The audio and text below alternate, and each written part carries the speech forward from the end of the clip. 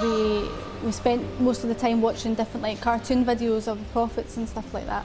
But I just listened to what the media sort of said, that the typical things, that they're bad people and they're terrorists. I thought Muslims just stayed at home and cooked and cleaned and that was all they did, and the men went to the mosque and that was it. But it wasn't until I started to meet Muslims and start to question Islam that my perceptions of Muslims and about Islam changed as well. And I went and spoke to Mum and Dad and said that there's something that I really needed to tell them. And they've got used to seeing me wearing hijab and like even calling me a Muslim, so they're completely fine now. My name is Alana Blockley and I was born in Glasgow, and I've lived here all my life. My family is from the fairground community, which means every summer the community, we have machines and kiosks, snack bars, and we travel up and down the country, and it's for the fairgrounds, so this is our livelihood, this is our business. And my family stopped this when I was younger, and we've continued to have snack bars and kiosks for the past 20 years. So I just went to school during the winter months, and then at the summer I would help my mum and dad in their business. And there was no option of having a day lying in bed doing nothing. I was, had to go out and learn the family business and learn, how the way the travelling life was. But as I grew older, I wanted to continue my education, so I stuck in at school.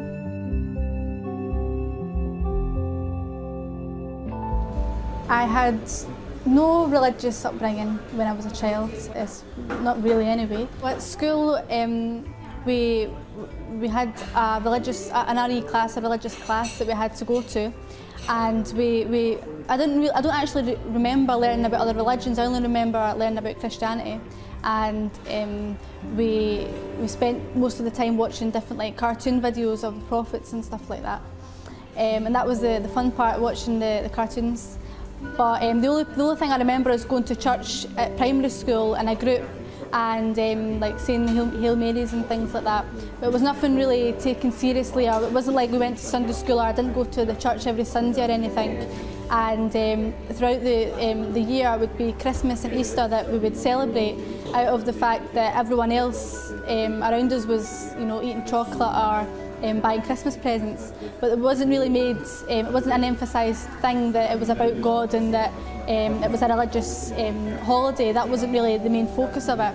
It was just something that we did because it was the social normality. So my opinion of Muslims and Islam before I became a Muslim was that I was heavily influenced by the Pakistani community, and I just saw Islam through them, and like the way they dressed and the food and everything like that. But I just listened to what the media sort of said, that the typical things, that they're bad people and they're terrorists, the men beat the wife, and the wives can't work and they need to stay at home and cook and clean all day, and that's the only sort of perception that I had. Because I never had any Muslim friends, I didn't have a need to worry about what I thought anyway. It was just part of our country, and that was, I accepted it. But it wasn't until I started to meet Muslims and start to question Islam that my perceptions of Muslims and about Islam changed as well. And I started to understand that Islam is across the world, and there's different cultures, and the different countries, they live Islam in their own way. And I understood that the women, they have jobs, they study, they have families, and they still do all the things that I do, and that they're not actually bad people, and the men don't all beat their wives. There are actually good guys out there as well that are Muslims.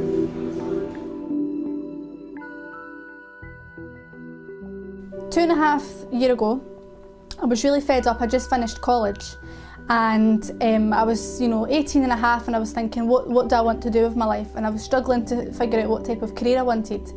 So I packed all my money away and I booked a holiday to Fuerteventura, and I decided that I wanted to go away for the full summer and just have a life, a 6-month period away from family, away from friends, and get a job in a bar if I could, stay in an apartment with meet someone, meet new people, do whatever I liked, drink, party, anything that I wanted to do, I felt, well, this is my time to do it. And I'm young, single, you know, I can do what I like. So that was the plan. And then leading up to the summer, a few things happened. The ash clouds came and ended up with my cat. My cat had an operation, so it took all my savings away. So I couldn't, long story short, I couldn't go to Spain for 6 months. I could only go for 2 weeks.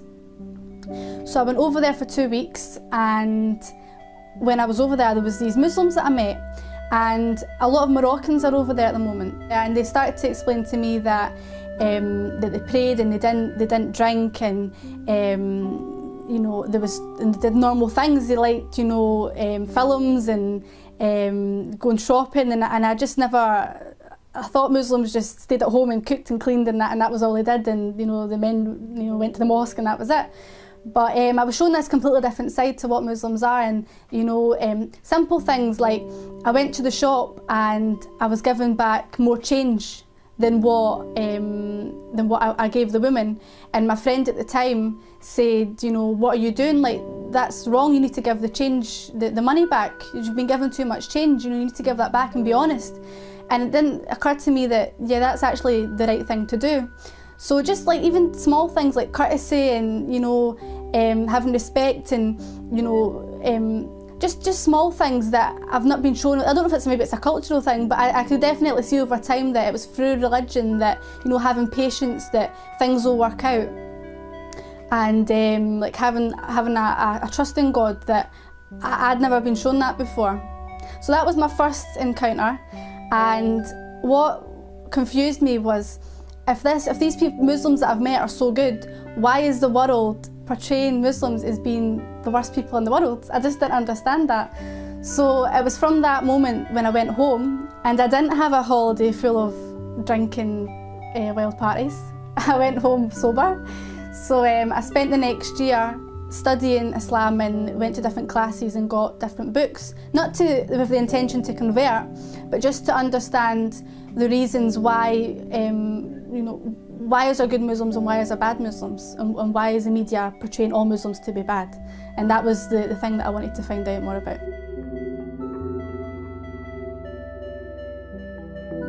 When I studied the books and I understood that God isn't a man sitting on a chair with a white beard and a white robe, you know, it's not a person.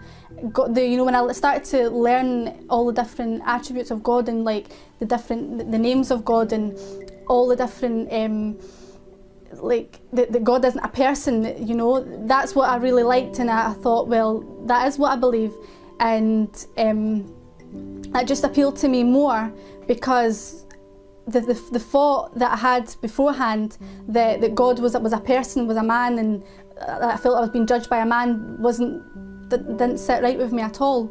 So I did believe it, and I looked at all the different things about Islam, about there being one God, and books, prophets, you know, angels, what happens when you die, and all of the different aspects. I believed, and I believed these things before I knew anything about Islam, but I didn't actually know it was Islam that I was believing in.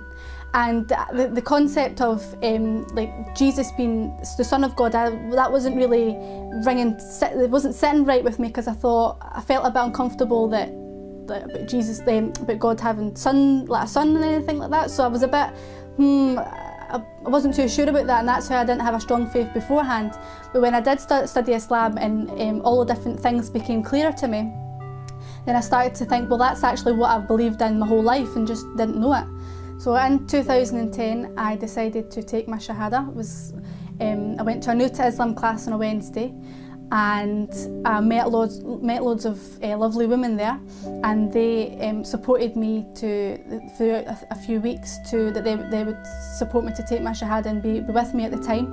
So I went 1 week, and with my scarf all wonky, not even around my head properly, and yeah, I took my Shahada, and it was really, really nice and really welcoming. And they gave me lots of books and encouraged me to go back every week and learn Islam through them, and that I was just to be patient on my journey and to take every step slowly, and and it was a, I remember it like yesterday, but I was really nervous, and but it was really nice, really welcoming day.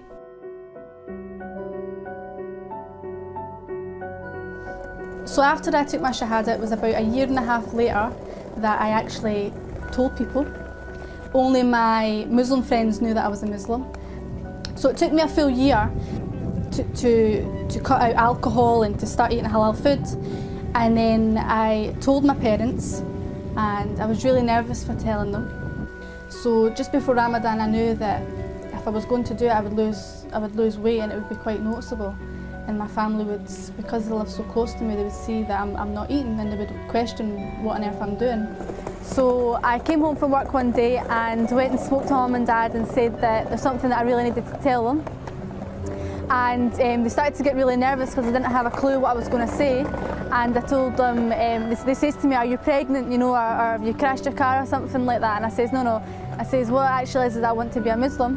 And they was fine with that, completely fine, and they've adjusted really well. And they've got used to seeing me wearing hijab and like even calling me a Muslim, so they're completely fine now.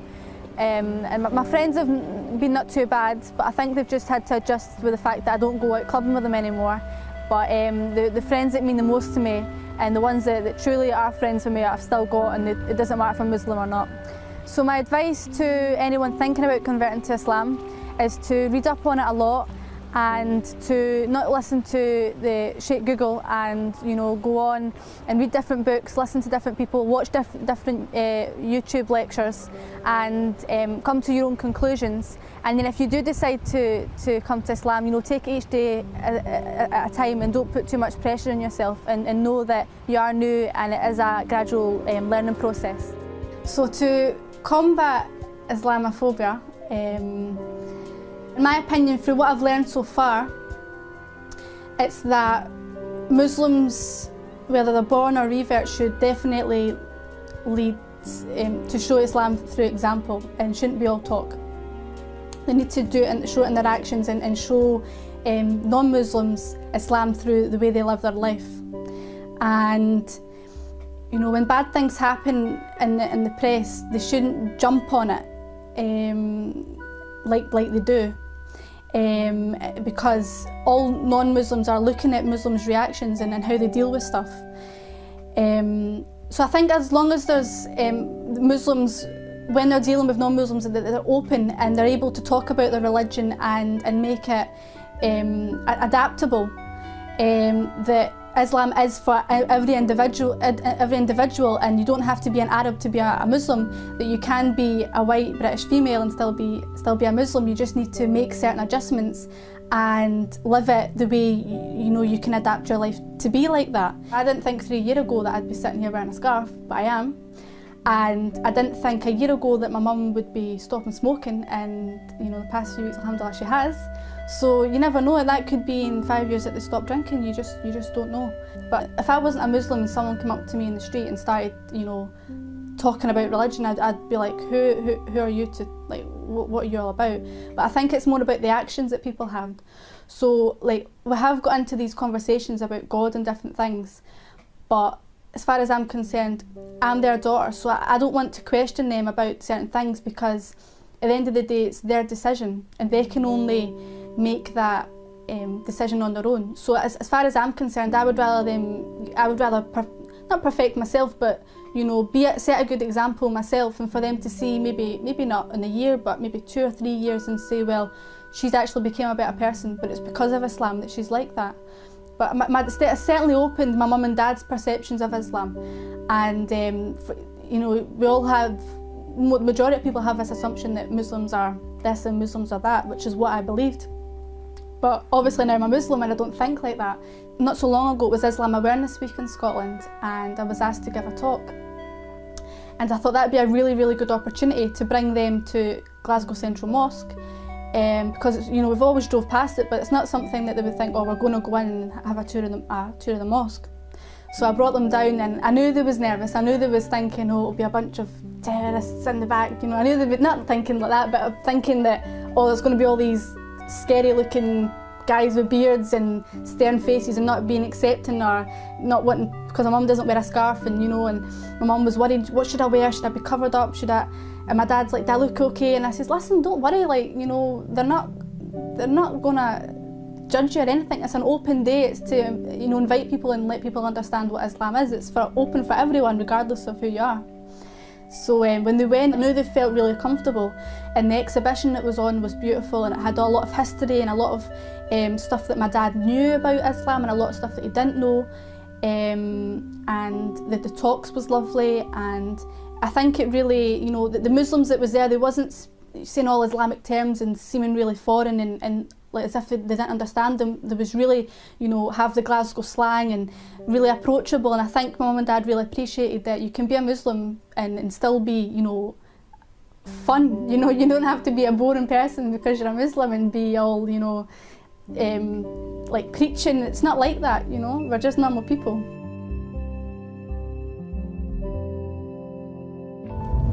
So when I started to study about Islam, the things that I focused on was stuff that was relating to me. For example, the way women are treated and hijab. And I just learned, the reasons why you wear hijab and what hijab consists of, and the role of the woman in in the house and how she's to behave towards our husband and our friends and what our duty is, and that was the stuff that I focused on, because that was the thing that I was unsure about, and that I thought I had a lot of misconceptions about, and that was the thing that I wanted to make clear of. If I'm going to be a Muslim, am I going to be expected to do certain things that maybe I don't agree with, or what? So that's what I wanted to focus on and learn about. So when I was looking at religion and looking about following a religion and rather than just believing in God, what I noticed was that if you're a Christian, for me all that consists of is you celebrating Christmas and Easter and you go to church on a Sunday. There's nothing more to it than that. But when you look at Islam, there's so much that it involves. It affects your whole way of life. So it affects what you eat, how you dress, how you act, the way you deal with things, for praying and everything. So I knew that if you was a Christian, I didn't feel as if I would have any structure in my life, that all you would do is go to church on a Sunday, then that would be it. Whereas if you're a Muslim, you need to pray 5 times a day. You're constantly reminded about God in every action that you do. So I felt as if that was more of a structure to my life and my daily life as well, and that's what appealed to me more. That in fact if you follow Islam, you have a set of guidelines and a set of rules laid down in front of you that you're supposed to try and abide by, rather than you just blatantly choosing parts of a religion that you would want to do and what you don't want to do.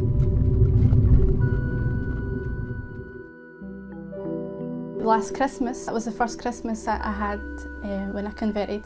So the big question was, what are we going to do about Christmas?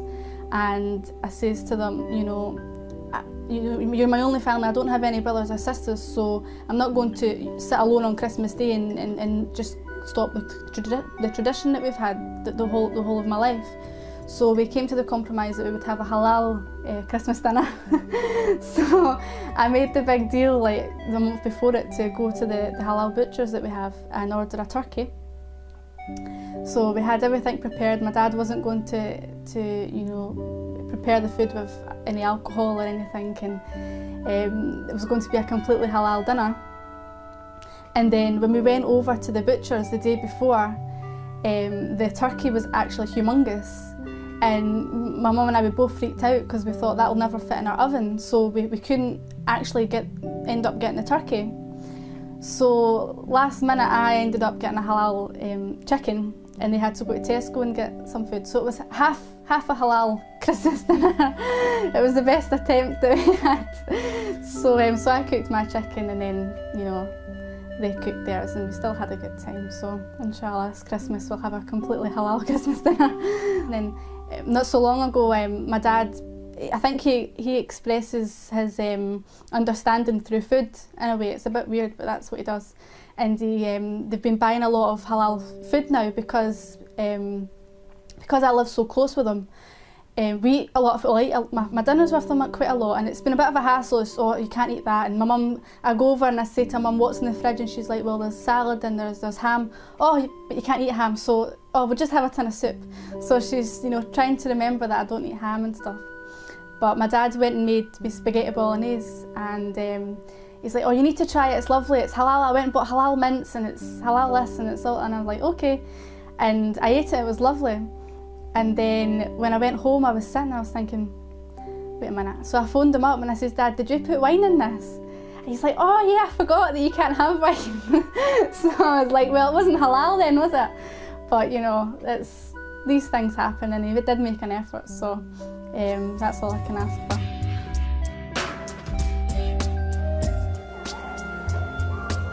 So my first encounter with the Quran was when I was given the Quran. It was a small one, but I didn't really look at it too much because I actually couldn't see the writing. It was that small.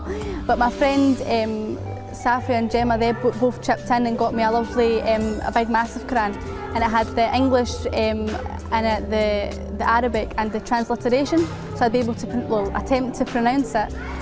So they bought me that, and it was really, really nice, a really nice gift to be given from them. So the main reasons that I wanted to become a Muslim was because when I started to understand it and I started to realise that that's actually what I believed in, I felt that there was no need to hide that. You know, you can only live for so long and not come out to everyone and express that that's what you believe in. So I wanted to be a Muslim because it's actually what I believe is the truth. And also other aspects, for example, wearing hijab, I felt as if that's, you know, protected me in a way.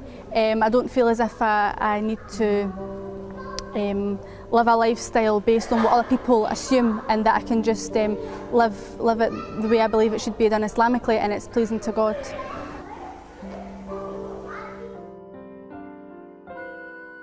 If I was to describe Muhammad, peace be upon him, the one story that I learned, I was told by Sheikh Amar, was that, I don't know specifics and specific names, but I do remember the story that he would walk past this woman's house every day, and she didn't like him, so she kept throwing like garbage or something from a window, and every day he would just ignore it and like continue going to wherever he was going, and every day it would happen, and she would shout abuse and whatever.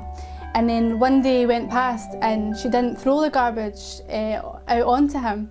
So he was wondering, he was like, why is the woman not, you know, giving me all the abuse? So he went in and he says, like, where's this woman, what's happened to her? And she was sick.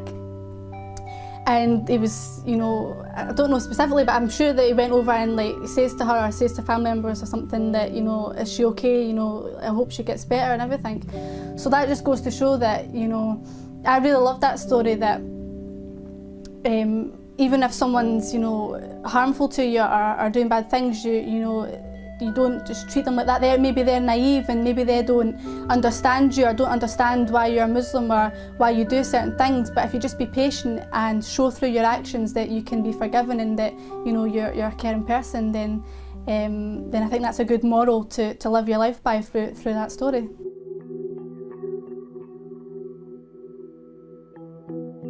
What Islam means to me is,